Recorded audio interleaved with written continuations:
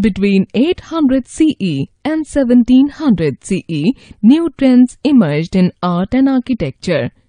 As a result, this period witnessed tremendous building activity and produced a large number of splendid structures in different architectural styles. The construction of monuments was not only a matter of art and aesthetics but also an expression of imperial power. The beautification of the capital cities and patronage given to cultural, artistic and literary activities in these cities brought fame to the rulers and their kingdoms. Grand monuments were regarded as testimonies to the power and wealth of the emperors. The various historical monuments were broadly classified into religious monuments and secular monuments. Religious monuments were built for religious purposes. Some such monuments include temples, mosques, and mausoleums. Secular monuments were built for purposes other than religion. Such monuments included forts, palaces, gardens, gateways, and capital cities. Monuments could also be classified according to their functions. Forts, palaces, garden residences, and tombs were usually private, safe, and protected places for rest or residence. In contrast, temples, mosques, tanks, wells, gateways, and caravan sarais were places meant for public activity. Architecture. Temple architecture. Temples were the sites or structures of spiritual significance where images of deities were kept and worshipped. These were constructed in large number in medieval India. Besides serving as places of worship, temples also acted as centers of performing arts, particularly dance and music. They encouraged the recording, learning, and narrating of history and served as centers for passing knowledge from one generation to another. They were also used at times for the storage of grains and even as a treasury in a kingdom. The temples demonstrated the power, wealth, and devotion of the patron king's concern for the religious welfare of his subjects. Temple architecture during this period may be classified into three forms depending on the region where they were built: the Nagara or North Indian style, the Dravida or South Indian style, and the Visara, which was a hybrid style developed in the Deccan. Nagara style. In North India, temples were built mostly in the Nagara style. The best-known example of this style of temple architecture are the Kandarya Mahadeva Temple in Khajuraho in present-day Madhya Pradesh and the Sun Temple at Konark in present-day Odisha, the Jagannath Temple at Puri, Lingaraja Temple at Bhubaneswar, and Dilwara Jain Temple at Mount Abu are other famous examples of this style. The Nagara-style temples have the following characteristic features. Garbhagriha. This is the inner room where the idol of the main deity is kept. This could be rectangular, square, or circular in shape. Pradakshina path. This is a path or passage for walking around the Garbhagriha. Mandapas or pavilions. These are massive pillared halls for various temple rites and ceremonies, often decorated with beautiful sculptures. Shikhara, a beehive-shaped tower which rises above the Garbhagriha, wide in the middle and narrow towards the top. It was crowned by a pitcher-shaped kalash placed on a flat and thick disc called Amalaka. Antralaya, inner chamber through which one can see the deity. Dravida style. The Dravida style can be seen in the temples of South India, especially those in Tamil Nadu and Karnataka. The Brihadeshwara temple at Thanjavur in modern Tamil Nadu is one of the finest examples of this style. The rock-cut temples of Mahabalipuram and the Kailashnath temple at Kanchipuram are other excellent examples of southern style of temple architecture. Royal patronage had a significant effect on the stylistic development of temples. The Dravidian temples exhibited the following characteristics. The Garbhagriha, or an inner room where the idol of the main deity was placed. The Vimanam, or a multi-storied, pyramid-shaped tower built above the Garbhagriha. The Gopuram, or lofty pyramidal gateways, were huge entrance gates leading to the temple. The Mandapas were the elaborately sculpted pillared assembly halls.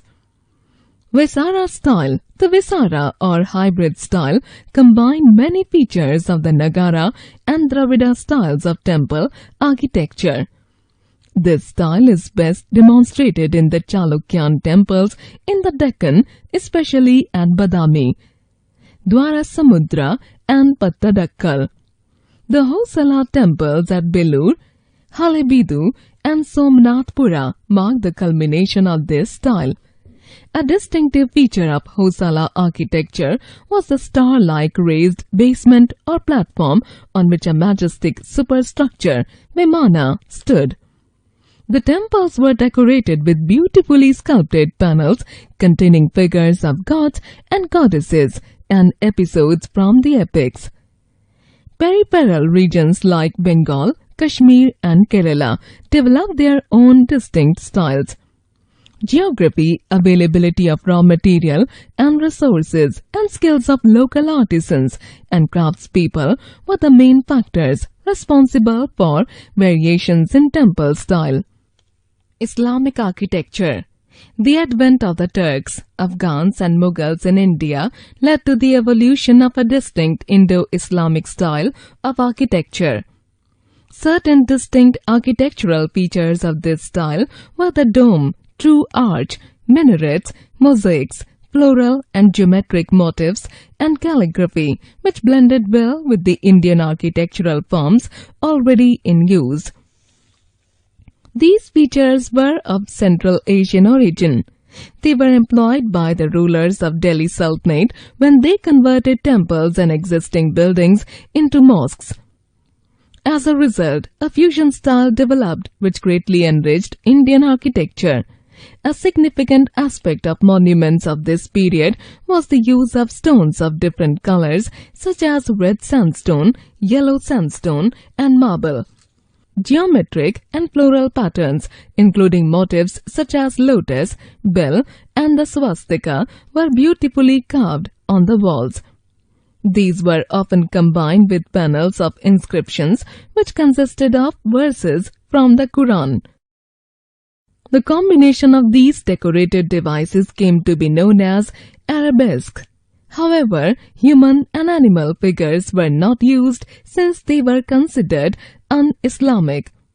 The use of lime as mortar was a major element distinct from the traditional building style. Stone was the most preferred building material. Red sandstone was widely used by the architects of the Slave and Khalji dynasties. In addition, Mughal architects used plenty of white marble. Glazed tiles were also widely used in the decoration of building surfaces in order to make a wider entrance. The true arch or the pointed arch was utilized, built by placing a horizontal beam across two upright pillars. The mason required a keystone and other stones on both sides so that they stayed together by the force of pressure. The stones were balanced on both sides with the aid of the keystone. The Alai Darwaza in the Qutub complex in Delhi is one of the first examples in the country of a building in which the true arch was used. It is also unique for it has the dome built on correct scientific lines. A dome is an architectural structure that has a round roof with a circular base. The use of the arch and dome not only added beauty to the structure, but also had a number of other advantages. The dome made a structure look tall and grand. Large open halls could be constructed using the arch and dome, which did away with the need to support the roof with a large number of pillars. The use of minarets was another feature of the architecture of this period. A tall and lean tower based on a system of superimposed stories of decreasing size is known as a minaret. Besides providing a visual focal point, minarets also served the purpose of natural ventilation. One of the most magnificent structures of the Delhi Sultanate period is the Qutub Minar. The use of red and white sandstone, Islamic calligraphy, the skillful projection of balconies and their linkage to the main tower, and the use of marble in the panels and at the top stages are some of the unique features of the tapering tower, which originally stood 71.4 meter tall. The construction and completion of the palace-cum-fortress complex of Tughlaqabad was attributed to Ghiyasuddin Tughlaq and Muhammad bin Tughlaq. A striking feature of the Tughlaq architecture was better or sloping vaults, which gave strength and solidity to a monument. The beam and lintel were other unique features of Tughlaq architecture. The structures of the Lodi dynasty also displayed extensive use of the lintel, beam, kiosks and balconies borrowed from Rajasthan and Gujarat.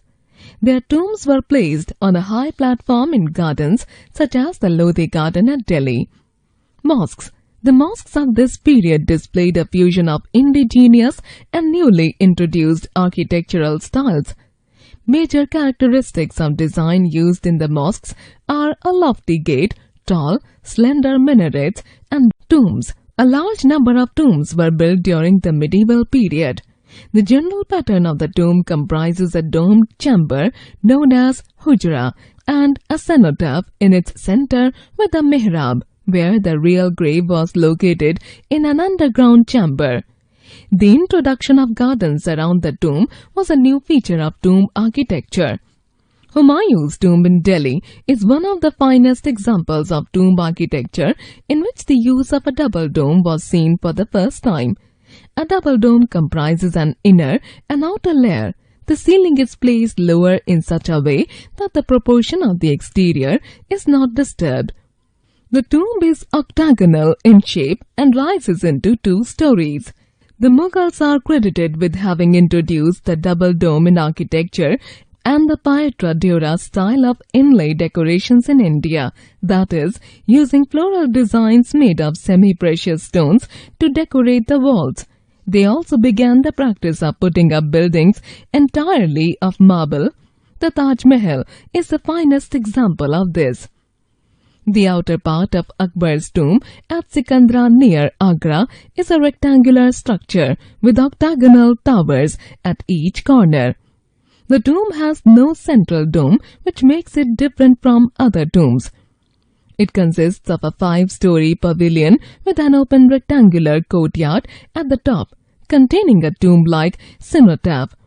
The practice of placing Mughal tombs in the middle of huge formal gardens and building them as a central hall surrounded by 8 rooms is known as Hast-Behist. Gardens. The Mughal tombs were generally placed at the center of a huge garden complex, which were subdivided into square compartments called charbagh. The Mughals also built large gardens at various levels and terraces on the charbagh pattern. Some examples of formal gardens built by the Mughals are the Nishat Bagh in Kashmir and the Shalimar Bagh at Lahore. The practice of laying out gardens and residential complexes depended upon the landscape and terrain. The Mughals superbly transformed and blended their indigenous pattern according to the new terrain in India. Forts. Forts were walled structures that served as the residence of the emperor and other members of the royal family, as well as military strongholds of the empire. Akbar built a palace-cum-fort complex at Fatehpur Sikri near Agra, and Shah Jahan undertook construction on a large scale. The Agra fort stands as one of the best examples of the architectural monuments of the period, where many structures were built deriving influence from Bengali and Gujarati styles. One of the grandest gates of the Agra fort, the Delhi Gate, is decorated with inlay work in white marble. The Jahangiri Mahal is perhaps the most spectacular structure located inside the Agra fort. It functioned as the palace for women belonging to the royal household. The Nagina Masjid or the Gem Mosque, Moti Masjid, is another architectural beauty in the Agra fort. With the construction of Red Fort at Delhi, fort building reached a climax. Later, Shah Jahan renovated the fort and constructed certain structures. Havelis.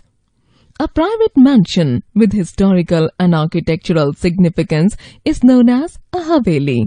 The word Haveli is derived from the Persian word Havli, which means an enclosed space.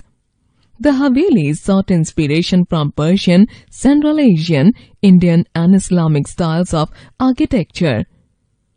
These mansions served as homes to nobles and wealthy traders and merchants. Apart from Rajasthan, cities such as Agra, Lucknow, Delhi, Lahore and Multan had famous Havelis. The walls of the Havelis display paintings, frescoes and murals showing images of gods and goddesses, animals, intricate carvings, gold and silver leaves, and small mirror work. In the Havelis at Shekhawati in Rajasthan, the inner courtyard was for women, while the outer courtyard was for men. The largest Havelis had 3 or 4 courtyards and 2 or 3 stories. Since early times, Indian rulers had recognized the importance of building and maintaining systems for supplying water to towns and agricultural fields. Tanks, wells, canals, etc. were constructed for the purpose. The medieval rulers continued this tradition. The later Cholas repaired and maintained Kallanai, an irrigation dam built by an ancient Chola ruler in the Kaveri Delta. This dam is in use even today. Sultan Iltutmish won universal respect for constructing large reservoirs just outside Delhi known as Hauzi Sultani or the King's Reservoir. Baulis or step wells served as wells in which water could be accessed by descending a flight of steps. Mostly found in the arid regions of western India, eastern and southern Haryana, Baulis were architecturally significant structures. The basic purpose of constructing Baulis was to reach the underground water easily. The medieval forts and palaces had their own water supply systems. Construction of Baulis involved a well-planned and durable method of obtaining water. The power of architecture.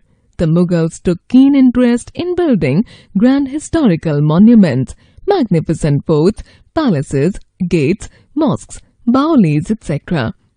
Gardens with fountains and running water were a special feature of their architecture. Some of the famous Mughal complex gardens were the Nishat Bagh in Kashmir and the Pinjore Garden in the foothills of Punjab. The monuments reflected imperial power and authority.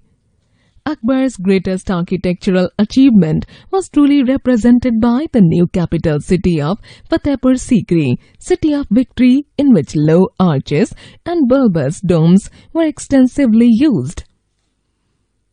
These were characteristics of the Mughal style. An impressive gateway known as Buland Darwaza was built at Fatehpur Sikri to commemorate Akbar's victory over Gujarat.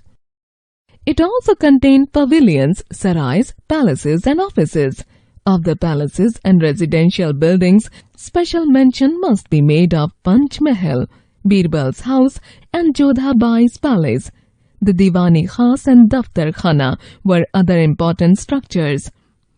Jahangir was more interested in painting, but he made a significant change from the use of sandstone to marble in building construction. He laid the foundation of the famous Shalimar Gardens in Kashmir. Shah Jahan and the zenith of Mughal architecture. Mughal architecture reached its peak under Shah Jahan. His reign saw the construction of majestic and grand monuments. During his reign, different elements of Mughal architecture were fused together in a harmonious way. The style of Mughal architecture that developed during his reign was a mixture of Indian, Central Asian and Persian styles. There were extensive use of marble, the reference for bulbous domes, and elaborate floral ornamentation through the technique of paitra dura, in which semi-precious stones were used for inlay work on stone. The Moti Masjid or Pearl Mosque, built during the reign of Shah Jahan, is located within the Agra fort. Built entirely of marble, it consists of domes, kiosks, extensive marble work and recessed archways. The Jama or Jami Masjid in Delhi is the largest mosque in India. Built in 1650 CE by Shah Jahan, this mosque has a courtyard big enough to accommodate up to 25,000 people at a time. The 4 minarets constructed of red sandstone and white marble are its chief features. Shah Jahan's greatest architectural achievement was, however, the Taj Mahal. It is the mausoleum of his favorite wife Mumtaz Mahal. This white marble monument was built on a terrace by the river Yamuna. Isa Khan was the chief architect of the Taj Mahal. The double dome, delicate marble screens, paitra dura inlay work and kiosks along with the monument being placed in the middle of a garden add to its beauty. Shah Jahan also laid the foundation of the new city of Shah Jahanabad in Delhi. This city had administrative buildings, mosques, the Red Fort, houses, wide roads and a garrison. Chandni Chowk was the most famous bazaar in the city. The city was enclosed by 14 gates which were kept closed at night. The Red Fort in Delhi is identified as a fort complex which served as the royal residence as well as the capital of the Mughals. It derives its name from the main building material, the red sandstone. It took 10 years to complete the construction of the fort. The most beautiful buildings within the fort are the ceremonial halls of public and private audience known as the Diwaniyam and Diwani Khas respectively, and the Rang Mahal. The famous peacock throne studded with gold and precious stones was also installed here. Resources: red sandstone and other stones were extensively used to make walls and ceilings. Gradually, white marble also came to be used along with red sandstone. During the reign of Shah Jahan, marble was used extensively for building monuments. The monarchs of the Delhi Sultanate used the cheaper grey stone, while the Mughals preferred white marble and red sandstone. The building materials for the Taj Mahal were brought from all over the world: jade and crystal from China, sapphire from Sri Lanka, white marble from Makrana in Rajasthan, carnelian from Arabia, and lapis lazuli from Afghanistan. A huge bulk of financial resources was required for the construction of various monuments. For instance, the Red Fort in Delhi took about 10 years to complete at an expenditure of over 1 crore rupees. The growing trade and commerce along with the development of towns and cities constantly fed the royal treasury. It facilitated generous construction of monuments during the period. Regional architecture. The medieval period was marked by many transformations in economy, polity and society. Movement of people, ideas, faiths and skills from one region to another promoted the emergence of new architectural styles. The emergence of the Mughal Empire and the keen interest shown by its emperors in architecture encouraged further cross-synthesis of ideas. A large number of regional kingdoms such as Vijayanagara, Bahmani, Marwar, Gujarat, Jaunpur and Bengal emerged in the 15th century. Architecture in regional kingdoms had a distinctive style. In Bengal, the Adina Mosque, the tomb of Jalaluddin Muhammad at Pandua, the Dakhil Darwaza and Tantipura Mosque in Gaur are important. The striking feature of many of these buildings is their oblong shape and peculiar style of roof construction. Sher Shah Suri's mausoleum at Sasaram in Bihar and his mosque at the Purana Killa in Delhi are considered architectural marvels. The Gol Gumbaz at Bijapur in Karnataka is well known for its largest single dome in the world and its magnificent galleries. The 4 minarets of the Char Minar at Hyderabad are crowned by a bulbous dome with a petal-like design at the base. The Shaki rulers of Jaunpur are known for the Atala Mosque. The Malwa rulers of Mandu built the Jami Masjid, Hindola Mahal and Jahaz Mahal. Rajput forts used jharokhas, decorated gateways and mirror work along with a lot of color in their construction. Chitrashalas or picture galleries were regular features of all Rajput structures. These can be found in Nagaur, Bundi, Jaipur, Jhansi, Orchha, Rang Mahal at Chamba and Sultanpur Palace in Kullu in Himachal Pradesh. The gold lacquer work used in Bikaner is believed to be the inspiration behind the Golden Temple at Amritsar. The rulers of Kashmir were also great builders. They built mosques with turrets. The Vijayanagara rulers in the Deccan were known for their beautifully designed fine temples in Hampi, such as the Vithala and Virupaksha temples. Painting. During the medieval period, a number of painting styles developed and became popular due to the generous patronage received by the artists from their royal masters. Some of these are discussed below. Imperial Mughal painting. Mughal painting is a particular style of Indian painting, generally confined to illustrations on the books and done in miniatures, and which emerged, developed and took shape during the period of the Mughal Empire, 16th to 19th centuries.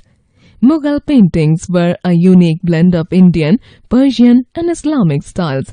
Because the Mughal kings wanted visual records of their deeds as hunters and conquerors, their artists accompanied them on military expeditions or missions of state, or recorded their prowess as animal slayers, or depicted them in the great dynastic ceremonies of marriages.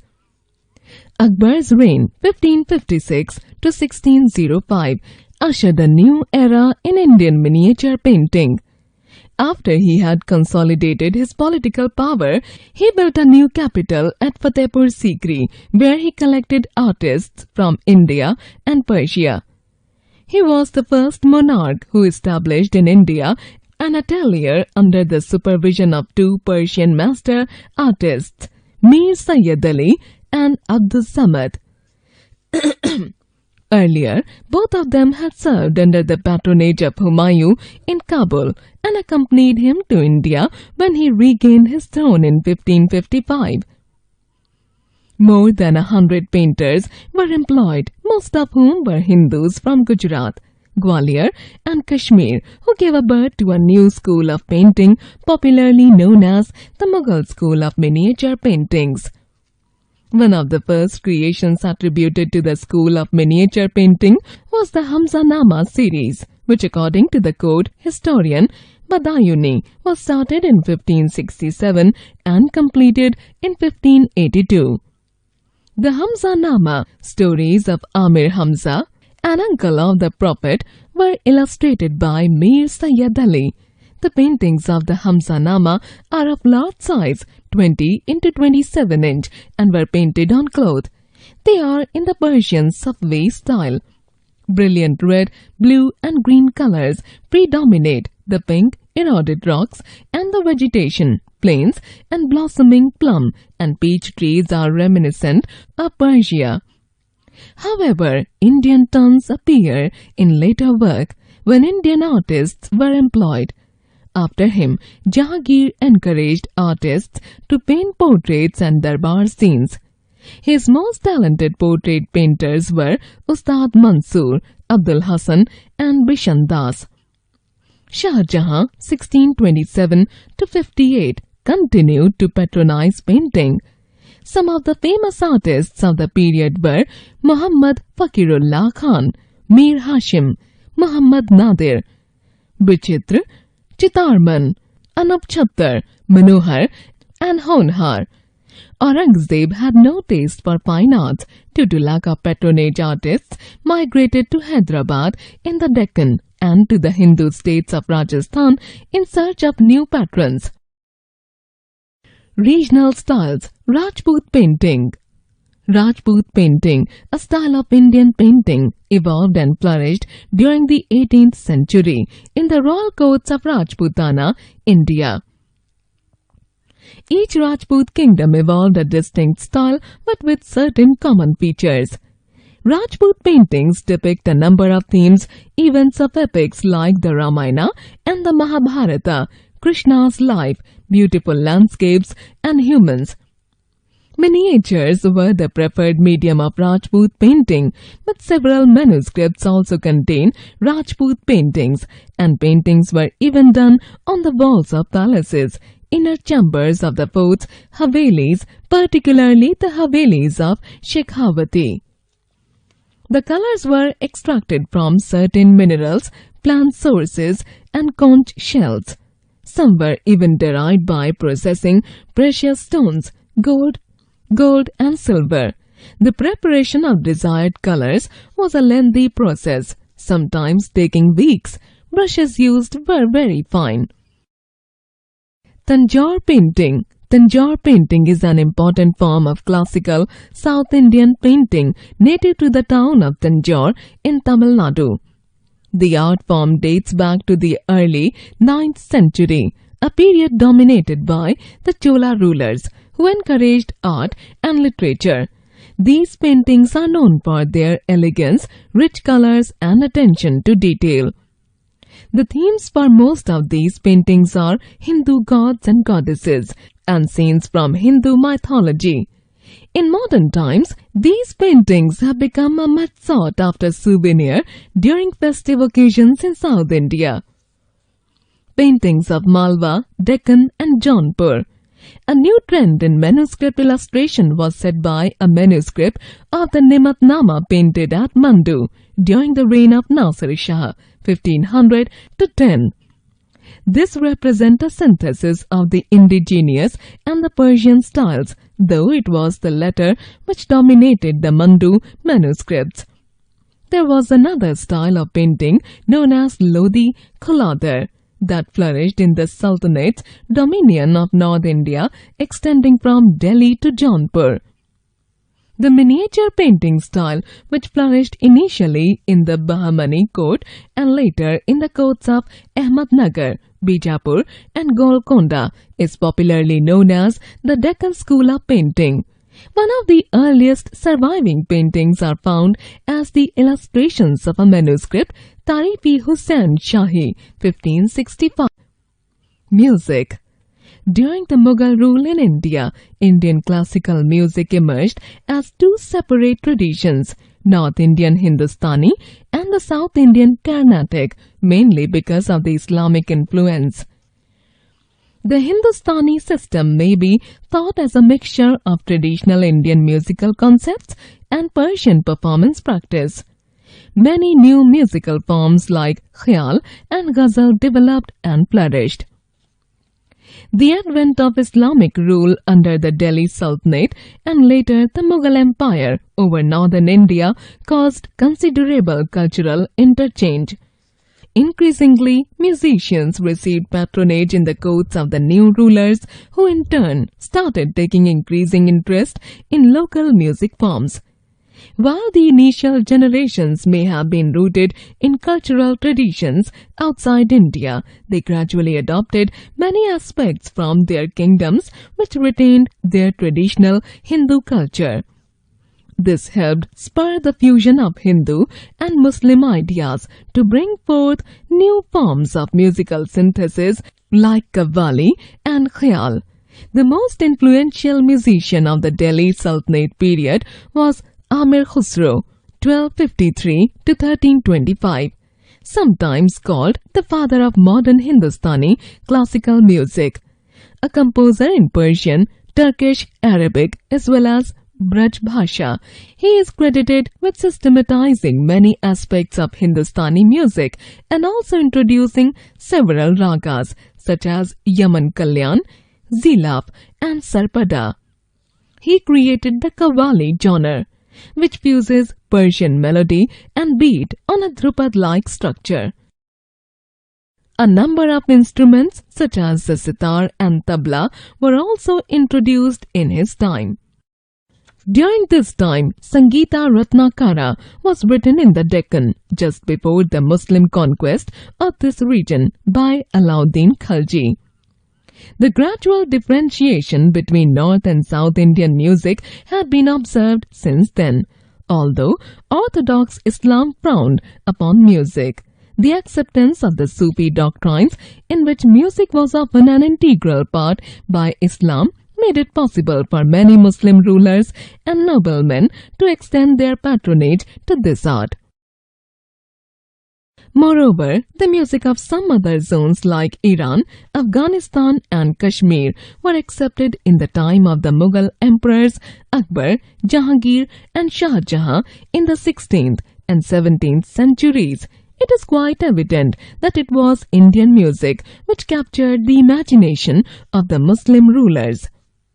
Famous Indian musicians such as Swami Haridas, Tansen and Baiju Bawra have left their impressions on the history of North Indian music as performers and innovators.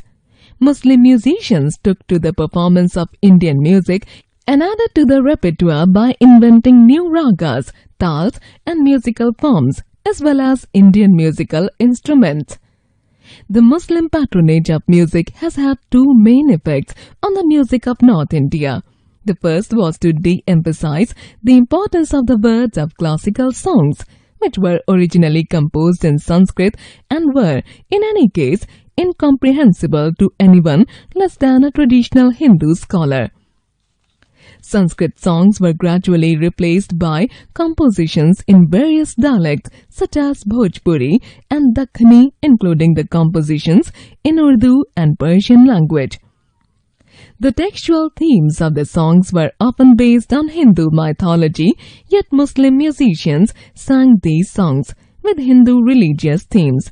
It has also been observed that the Hindu musicians sometimes sing songs dedicated to Muslim saints.